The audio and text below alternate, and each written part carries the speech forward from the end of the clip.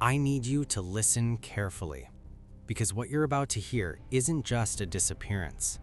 It's a goodbye that was never meant to be understood. At 6:42 in the morning, Marina Holt sent a voice message to her sister. Her voice didn't shake. She didn't cry. She said, "If I'm not home by tonight, don't wait, just call the police." There was a pause after she finished speaking. A pause long enough to hear someone breathing. That was the last time anyone heard Marina Holt's voice. Marina Holt was 32 years old, a social worker who specialized in protecting people who couldn't protect themselves. She believed in routine. She believed in control. And she believed that if you lived honestly, nothing truly terrible could reach you. On the morning she disappeared, everything appeared normal. She woke up before sunrise, like always. She tied her hair back the same way she had for years. She locked her apartment door behind her. Security cameras recorded her jogging past Elm Street at exactly 6:05 a.m. Her pace steady, her posture relaxed. No one following her. At 6:18 a.m., she entered her favorite cafe. She ordered black coffee. She paid in cash. She smiled at the barista and said, "See you tomorrow." She never came back. At 6:42 a.m., Marina sent the voice note, 19 seconds long. Police would later confirm that her phone shut off less than 20 minutes later. Not dead, shut off. By nightfall, Marina hadn't returned home. Her sister Lena called her phone again and again, straight to voicemail. By midnight, Lena was standing in a police station repeating the same sentence through tears. She would never just disappear. Police told her to wait. Adults go missing all the time. Maybe Marina needed space. Maybe she'd left town. Lena knew better.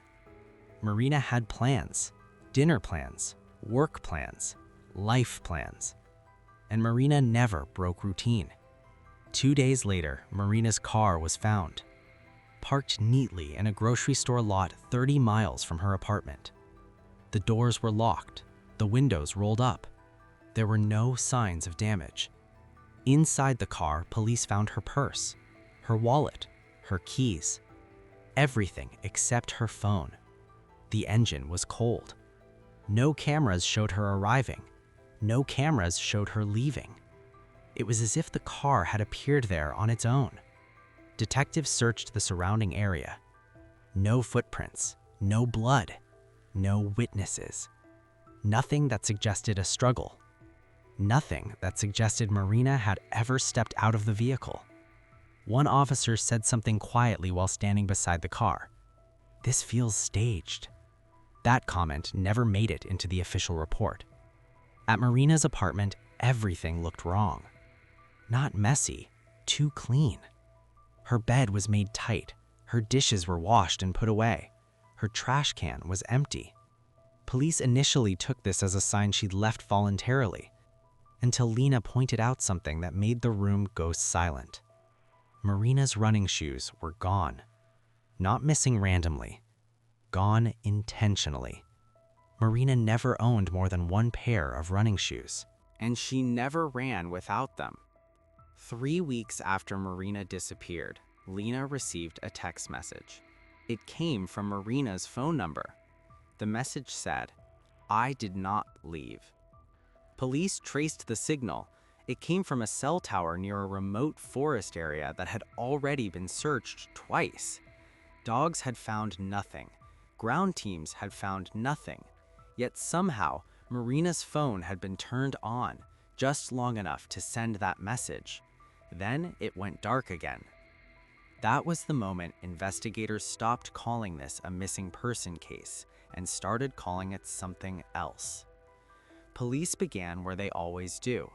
They pulled phone records, they interviewed coworkers, they mapped Marina Holt's life backward, hour by hour. What they found didn't make sense. Marina wasn't hiding anything. No secret accounts, no sudden withdrawals, no online searches about leaving town. Her life looked planned, stable, grounded, which made her disappearance feel intentional, but not by her. At her office, coworkers described Marina the same way: reliable, focused, careful. One colleague mentioned something she hadn't thought important at first. Marina had been uneasy the past few weeks, not scared, watchful. She kept checking over her shoulder, the coworker said. She said someone didn't like being told no. That sentence changed everything. Detectives reviewed Marina's caseload. That's when they found him, Daniel Cross, 38 years old, history of domestic violence, court-ordered anger management he never completed. Marina had recently helped remove his teenage daughter from his custody. Daniel didn't take it quietly. He called the office daily, left voicemails that swung between pleading and rage, once showed up unannounced and refused to leave until security intervened. In one voicemail, later played for police, his voice dropped low and calm. You can't just ruin someone's life and walk away. Police brought Daniel in for questioning. He didn't resist, didn't argue. He smiled. Daniel said he hadn't seen Marina in weeks, said he'd accepted the court's decision, said he was trying to move forward. Then the detective asked a simple question. Where were you the morning Marina disappeared? Daniel didn't hesitate. At home, he said, watching the news. He passed a polygraph. But before he left, he said something no one could explain. She runs early, Daniel said casually. Same route every time. Elm Street first. The room went quiet. That detail had never been released. Detectives revisited the surveillance footage. They watched Marina jog past Elm Street again and again. Then they noticed something new. A car, parked farther down the street. Engine off, lights out. The footage was grainy, the license plate unreadable, but the car hadn't been there on previous mornings, only that one. As pressure mounted, another voice finally came forward, Marina's upstairs neighbor, an elderly man who lived alone and rarely spoke to anyone. He said he hadn't reported anything earlier because he thought he was mistaken. On the morning Marina vanished, he heard footsteps on the stairs, fast, heavy, not Marina's usual rhythm. Then he heard voices. Marina's voice wasn't screaming. She sounded controlled, tight, arguing. He heard her say one sentence, "You promised you'd stop." The neighbor hesitated before saying what came next. He'd opened his door slightly, just enough to look. Marina stood at the bottom of the stairs with a man. The man wore a baseball cap pulled low, his face hidden. He wasn't touching her. He was standing close, too close, guiding her toward the exit, like someone who knew exactly what to say. Police searched the area again, this time deeper. They combed the nearby woods, checked abandoned buildings, drained ditches. Nothing. No clothing, no blood, no trace of Marina Holt. It was as if she had vanished between two breaths. Weeks later, the case stalled until a forensic analyst re-examined Marina's final voice message. At first, it sounded exactly as remembered, calm, controlled. But when the audio was enhanced, something emerged beneath her voice. Another voice, male, low, close, whispering. One sentence. Say it like we practiced. After that discovery, detectives stopped asking whether Marina chose to disappear. They started asking who taught her how. After the second voice was discovered, the tone of the investigation changed. This was no longer about where Marina Holt went. It was about how long someone had been preparing her to go. Detectives rebuilt Marina's final week, minute by minute. They discovered she had canceled 2 appointments, ignored 3 calls from her sister, and stopped posting on social media entirely. That wasn't like her. Marina documented her life carefully. Photos of morning runs, coffee cups, sunrises. Her silence was intentional. Someone had told her to disappear quietly. Police returned to Daniel Cross. This time, the questions were different. They asked about control, about manipulation, about promises. Daniel remained calm, too calm. When confronted with the neighbor's statement, he didn't deny being near Marina's apartment. He corrected it. "I didn't take her," he said. "She came with me." That sentence never left the room, because it matched the evidence. No struggle, no forced entry, no signs of violence. Marina walked away, but not freely. Detectives searched Daniel's phone records. What they found was unsettling. Daniel's phone had been powered off for exactly 43 minutes on the morning Marina vanished, the same window during which Marina's phone went dark. He claimed it was a coincidence. Police didn't believe in coincidences anymore. Then came the discovery no one was prepared for. Hidden deep in Marina's email archive was a draft, unsent, untitled. It read, "If anything happens to me, please know I didn't leave by choice. I was trying to protect someone." Protect someone, but who? Investigators began to wonder if Marina had been blackmailed, threatened, or convinced that leaving was the only way to save someone else. Her case files were reviewed again. That's when another name resurfaced, a former client, a woman who had disappeared 2 years earlier. Her case was ruled a voluntary departure, but the similarities were impossible to ignore. Same age range, same profession helping others, same quiet exit. Different towns, same outcome. Gone. Police attempted to locate the former client. They couldn't. She had vanished completely. No phone activity, no financial trail. It was as if someone was collecting disappearances. 6 months after Marina vanished, something else happened. A letter arrived at the police department. No return address. Inside was a single sheet of paper, typed. 4 words. She did what she had to. No fingerprints, no DNA, nothing. Then came the sighting. A gas station clerk in another state reported a woman matching Marina's description. Same height, same scar on her wrist. The woman paid cash, avoided eye contact. When the clerk asked her name for the receipt, the woman froze. Just for a second. Then she said, "I don't have one anymore." She left before police arrived. Detectives argued over the implications. Some believed Marina was alive, hiding, controlled from afar. Others believed the sightings were deliberate misdirection, a way to keep hope alive, a way to torture the people left behind. Lena listened to every update, every theory, and one night she noticed something no one else had. Marina's final voice message didn't sound afraid. It sounded resigned, like someone who had already lost.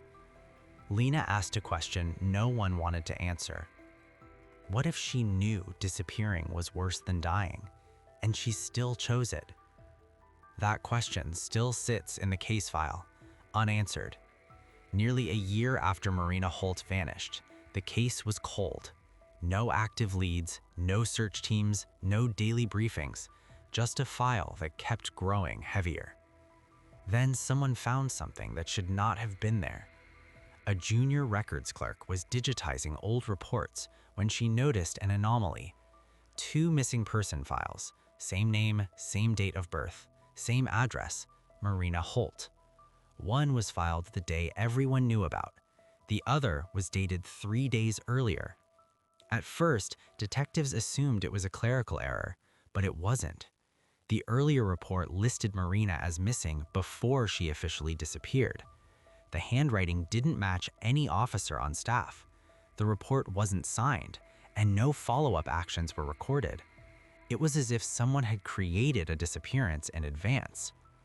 The clerk flagged it. The file landed on a detective's desk by morning. By afternoon, Internal Affairs was quietly notified. Someone with access had submitted a false report.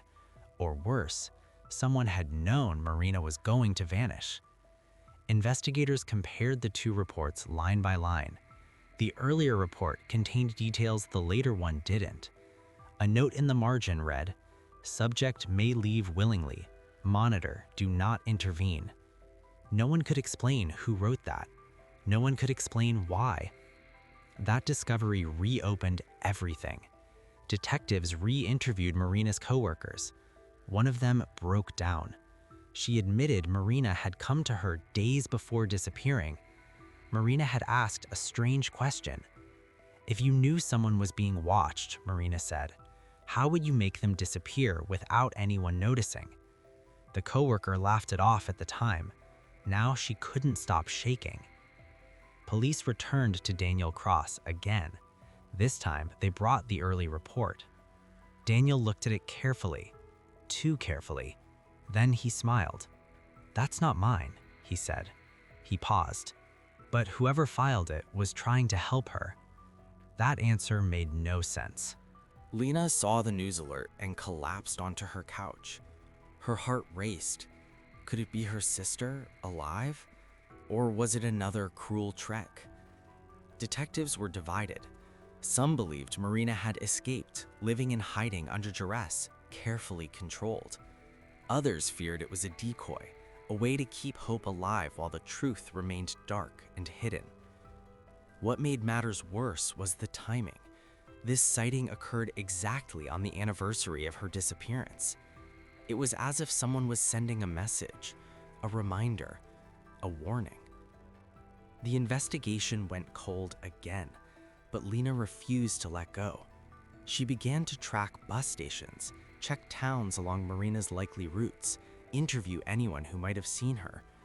Every day, she asked the same impossible question: "Are you safe, Marina?" Meanwhile, detectives returned to the evidence. They reviewed Marina's final voicemail once more, the one sent 3 weeks after she vanished. "I did not leave," it said. Now, combined with the new sighting, that message carried a chilling implication. Marina didn't leave willingly, she was being forced. And someone meticulous, was controlling every detail of her disappearance. The case file was updated again. "Active surveillance required," the lead detective wrote. But no one knew how to surveil someone who had vanished without a trace, someone who could appear and disappear at will, someone who had learned the rules of survival that no one else could understand. Lena kept waiting. For years she waited, but every new lead, every possible sighting, ended the same way: uncertainty. And with each passing day, the thought crept closer into her mind.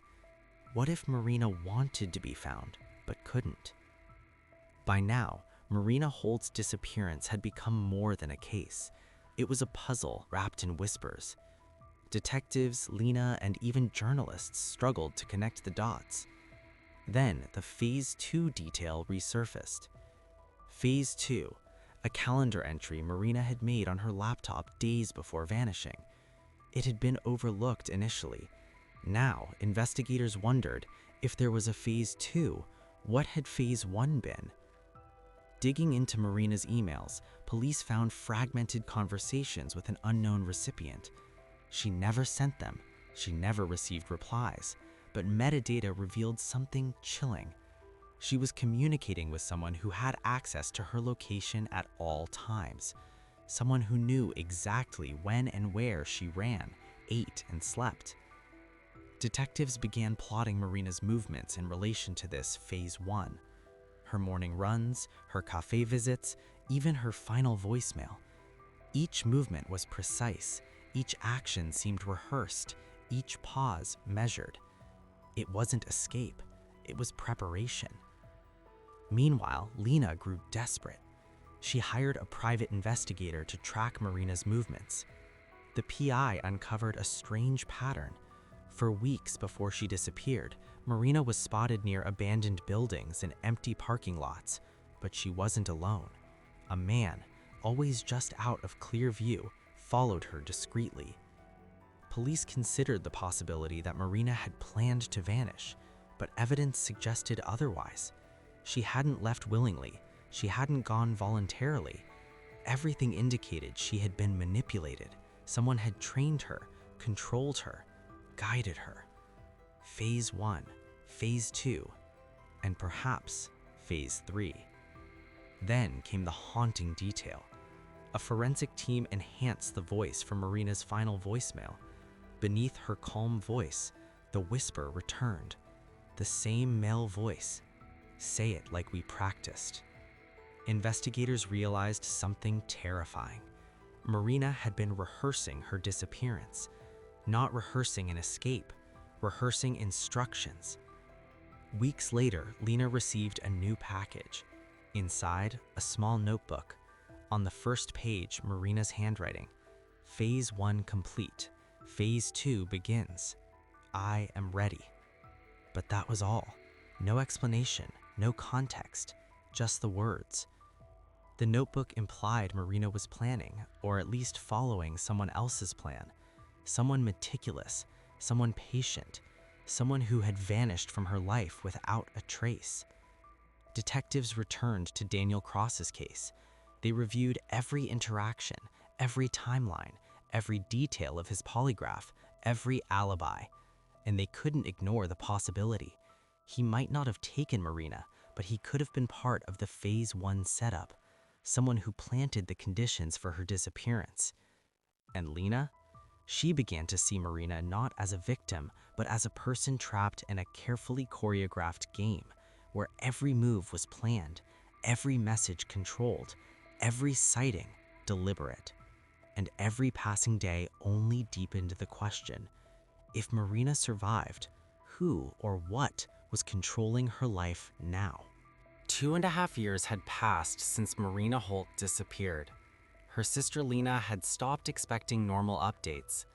Every lead ended in dead ends, misdirection, or whispers that vanished as quickly as they appeared. But then something new surfaced, something no one had been able to trace before. Late one night, Lena's phone rang. No caller ID. Curious, she answered. A faint, distorted voice whispered, "They're watching. Don't trust anyone." Then the line went dead. Lena immediately contacted the detectives. They traced the call as far as they could. No number registered, no tower connection, no device. It was as if the call had materialized out of thin air. Days later, another incident occurred. A local resident reported seeing Marina walking along a rural road near a distant town. She wore plain clothing, her hair partially dyed, her face obscured by a scarf. She carried a small bag and moved with an unnatural caution. The witness said Marina looked lost, but alert, like someone aware they were being watched. Detectives began reviewing her past sightings.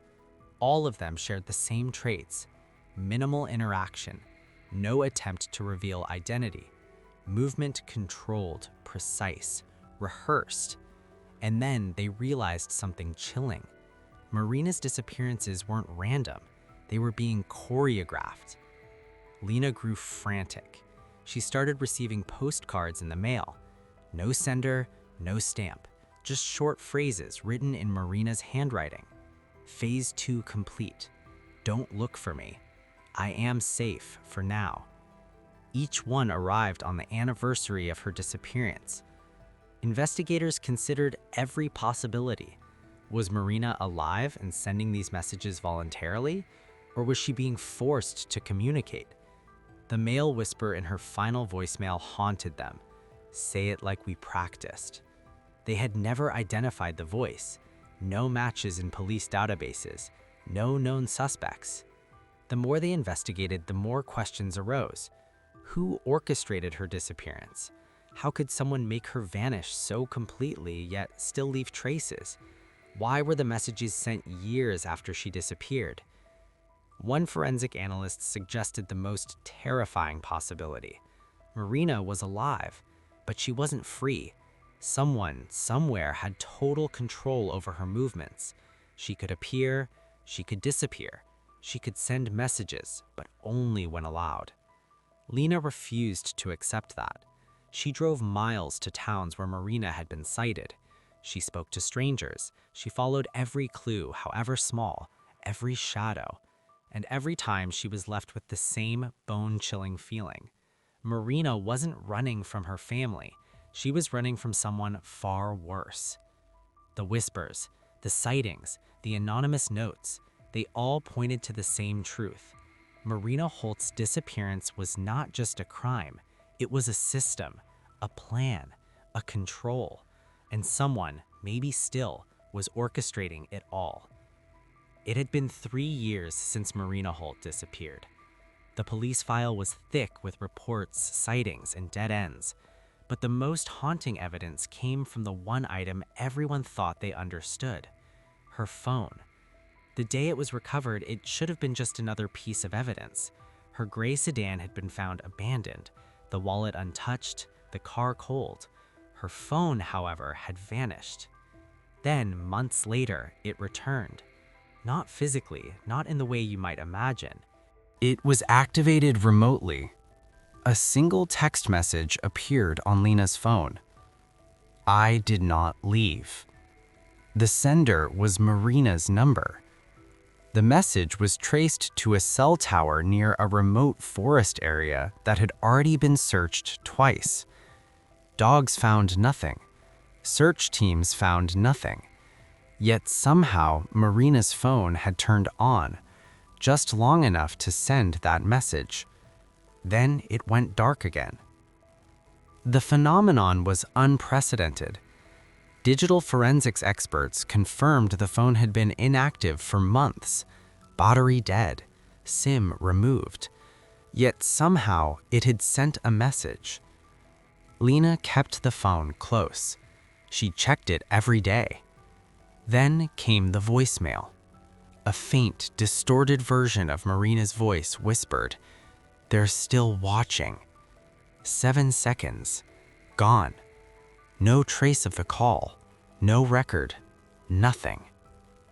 The police theorized. Someone had access to Marina. Someone controlled the phone. Someone used it to send messages meant to haunt. Then the unthinkable happened. A new text arrived. Phase 3 begins soon. Lena's hands shook as she read the words. Phase 3. No one knew what it meant. No one knew what Phase 1 or Phase 2 had fully entailed. But it was clear Marina was still trapped, still following orders, still alive, but not free. Detectives revisited old evidence. Daniel Cross was questioned once more. He claimed ignorance, but investigators couldn't shake the feeling that he had been involved in some initial setup, a catalyst, a Phase 1 actor, and a plan they could barely comprehend. Lena didn't wait for answers anymore. She began her own investigation, mapping sightings, following shadows, chasing whispers. And everywhere she looked, she felt it. Marina was still close, watching, guided, controlled. And for Lena, the worst truth settled like a stone in her chest. Marina Holt hadn't just disappeared. She had been taken by a system so precise, so ruthless. It left no body, no evidence, only messages and fear. The phone remained, silent most of the time, but occasionally it came to life, reminding Lena that Marina was still out there, and someone, maybe still, was orchestrating it all. By the time the message Phase 3 begins soon appeared, the case was no longer treated like a normal disappearance. It had become something else entirely, something organized, something patient. Detectives assembled a specialized task group to re-examine every piece of evidence from the beginning, every voicemail, every sighting, every unexplained report. They started with the signal sends. When analysts overlaid the locations of each activation, a disturbing pattern emerged. Each signal came from a different rural area. Each location was isolated, hard to access, far from major roads, and when connected on the map, they formed a rough triangle across 3 different regions. Whoever was controlling Marina's movements wasn't acting randomly. They were moving her deliberately from one controlled zone to another. During a deeper forensic review, technicians found something hidden within the metadata of the last text: coordinates, not visible to the naked eye, embedded. A search team was dispatched immediately. The coordinates led them to an abandoned roadside motel that had been shut down for nearly a decade. Windows broken, doors hanging open. Inside, the air smelled stale. One room, however, looked different, recently cleaned. The bed was made. On the table sat a single object, a cheap prepaid phone. When investigators powered it on, it contained only one saved audio file. No contacts, no messages, nothing else. Just a recording. The audio was distorted but unmistakable. Marina's voice. She sounded exhausted, weaker than before. "I did what you asked," she said quietly. A pause. Then another voice entered the recording. The same male whisper heard years earlier. "You're not finished yet." The room went silent as the recording ended. Detectives realized something chilling. Marina was there, recently. Fingerprints recovered from the prepaid phone were incomplete, partial, not enough for identification. But one print did not belong to Marina. The motel was surrounded and searched thoroughly. No hidden rooms, no signs of a struggle, no trace of where Marina had gone next.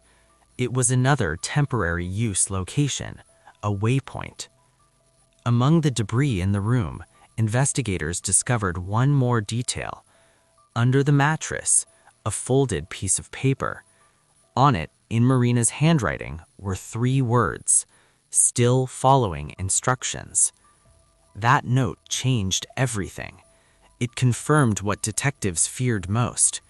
Marina Holt wasn't just missing. She was being directed, step by step. Back at the station, analysts compared the male voice from every recording. The whisper was consistent, same tone, same cadence, but still, no match in any database. Lena listened to the recovered audio alone. She played it over and over. Each time, her sister's voice sounded more distant, more tired, more resigned. And then she noticed something no one else had. At the very end of the recording, barely audible, Marina whispered one final word: "Sorry." Sorry for what? Leaving? Failing? Or not being able to escape? The case file was updated again. Status: ongoing, high risk, unknown controlling party. Whoever had orchestrated Marina Holt's disappearance was still out there, still moving, still planning. And if Phase 3 had truly begun, no one knew what would come next.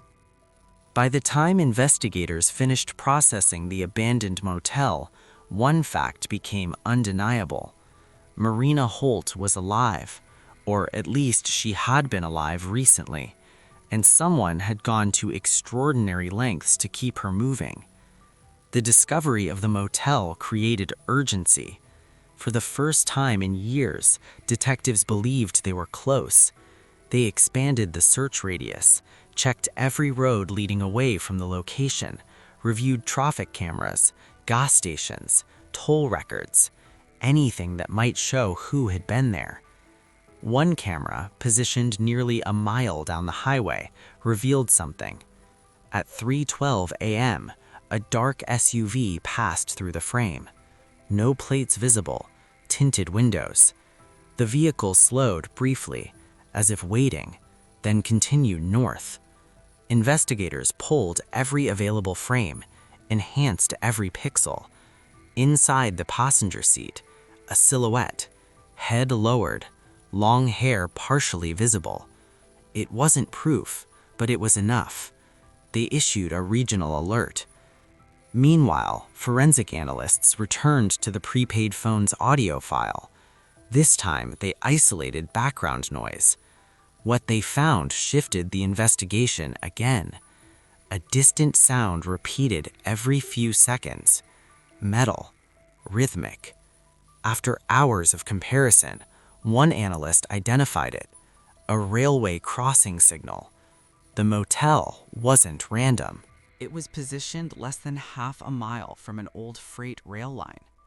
If the suspect was using isolated transport routes, railways would offer something roads could not: privacy, movement without cameras. Search teams followed the rail line for miles, checking abandoned depots, storage yards, maintenance buildings. At one unused switching station, they found something disturbing: fresh tire tracks. Inside the small structure sat a folding chair, a water bottle, and a blanket, still warm. They had missed whoever was there by minutes. No Marina, no suspect, just another ghost of her presence. But this time, something else had been left behind. On the concrete floor, drawn with what looked like charcoal, a symbol, a triangle. The same shape investigators had mapped between previous phone signals. It wasn't coincidence, it was communication. Back at headquarters, analysts overlaid all known locations again. The triangle pattern wasn't static, it was expanding. Each new point pushed farther outward, like someone testing how far they could move her without detection. Lena saw the updated map. Her stomach dropped. "If they keep moving her," she whispered, "she's never going to stay anywhere long enough to be found." That night, Marina's phone activated again. Just once. Just long enough to send another message. Still compliant. No location data, no traceable signal. Gone within seconds. The wording chilled investigators. Compliant implied supervision, control, monitoring.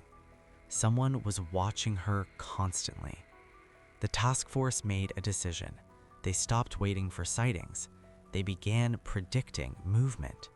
If the triangle continued expanding, there would be another location, another stop, another temporary holding point. For the first time since the case began, they weren't reacting, they were hunting. But somewhere, whoever controlled Marina Holt already knew. Because as the night ended, a final update appeared in the system. Not from her phone, from an anonymous digital upload. A single audio file, 5 seconds long. Marina's voice, barely audible, exhausted. They said this is the final phase.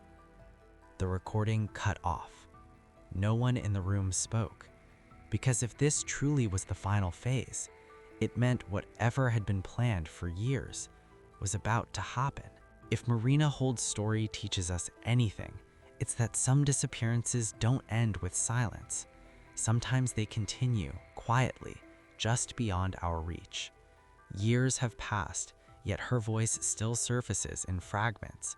A message here, a whisper there. Proof that somewhere, somehow, the story never truly ended. Was Marina forced into a life she couldn't escape? Was she moved so carefully that no trail could ever fully form? Or is the truth still waiting, buried in details no one has connected yet? Tonight, her case remains officially unresolved. No confirmed location, no confirmed suspect, only patterns, whispers, and a haunting possibility that someone, somewhere, still knows exactly where Marina Holt is. If you followed this case with us from the beginning, tell me what you think happened. Was this a carefully orchestrated disappearance or something even darker? And if you enjoy deep, unsettling true crime stories that stay with you long after the screen goes black, make sure you subscribe to Murder Book 360, where we uncover the cases that refuse to stay buried. Because sometimes, the most terrifying mysteries are the ones that never truly close. Stay aware, stay curious, and I'll see you in the next case.